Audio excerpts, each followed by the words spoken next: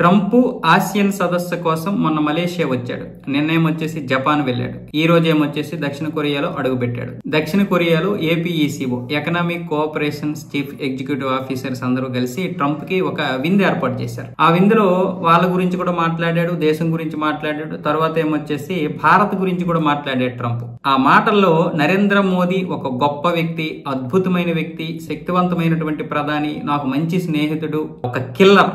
నిజంగా నరేంద్ర మోదీని ఒక పట్టాన మనం భయపెట్టలేమంటూ పొగడతలతో ముంచెత్తుతూ భారత్ పాకిస్తాన్ మధ్య జరిగినటువంటి యుద్ధముని నేను ఎలా ఆపానంటే, మొదట మోదీకి ఎన్ని విధాలుగా చెప్పినా ఒప్పుకోలేదు, భయపడలేదు, యుద్ధాన్ని కొనసాగిస్తానని చెప్పాడు. అదే విధంగా మీరు గనక చేస్తే 250% మీకు సుంకాలు విధిస్తానని ఇరు దేశాల్ని భయపెట్టేసరికి ఇరు దేశాలు కూడా 48 గంటల్లోనే కాల్పుల విరమణ చేశాయి. ఎందుకంటే ఆ రెండు దేశాలు అణ్వాయుధాలు కలిగినటువంటి దేశాలు కాబట్టి కొన్ని లక్షల ప్రాణాలు కాపాడానని తనను తానే పొగుడుకున్నాడు అక్కడ ఈ సమావేశంలో. అయితే నరేంద్ర మోదీని ఒకవైపు పొగుడుతా ఉన్నాడు, కానీ ఒకవైపు తనను తాను ఎలివేషన్ చేసుకున్నాడు అనమాట. మరి అదే నిజమైతే మరి ఆ ట్రేడింగ్ లో మరి పాకిస్తాన్ తో ఏం ట్రేడ్ చేసుకున్నాడు? భారతదేశంతో ట్రేడ్ ఉంది.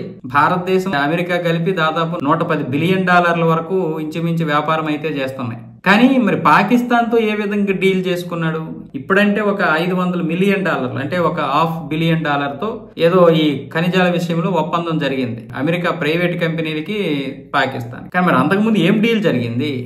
ఏం డీల్స్ ఉన్నాయి అసలు పాకిస్తాన్ తో? అంటే పచ్చి అబద్ధాలు చెబుతూనే ఉన్నాడు. ఈ యుద్ధంలో 7 ఫైటర్ జెట్లు కూలిపోయాయి. అవి చాలా అందమైనటువంటి ఫైటర్ జెట్లు అని కూడా చెప్తున్నాడు. అంటే తనను తాను పొగుడుకోవడానికి, తనను తాను ఎలివేషన్ చేసుకోవడానికి భారత్ ని ఉపయోగించుకుంటున్నాడు. అన్ని దేశాల కంటే ఇప్పుడు అంటే 8 దేశాలు యుద్ధాలు ఆపాను అన్నాడు కదా, ఆ అన్ని దేశాల కంటే భారత్ పవర్ఫుల్ గా ఉంది కాబట్టి భారతదేశం పేరు చెబితే ఇప్పుడు అన్ని దేశాల్లో కూడా ఒక ఉలుకుపాటుకు గురవుతారు కాబట్టి ఒక మంచి గుర్తింపు ఉంది కాబట్టి నరేంద్ర మోదీకి ఈ విధంగా నరేంద్ర మోదీ పేరు చెప్పుకొని ఎలివేషన్ చేసుకుంటున్నాడు ట్రంప్.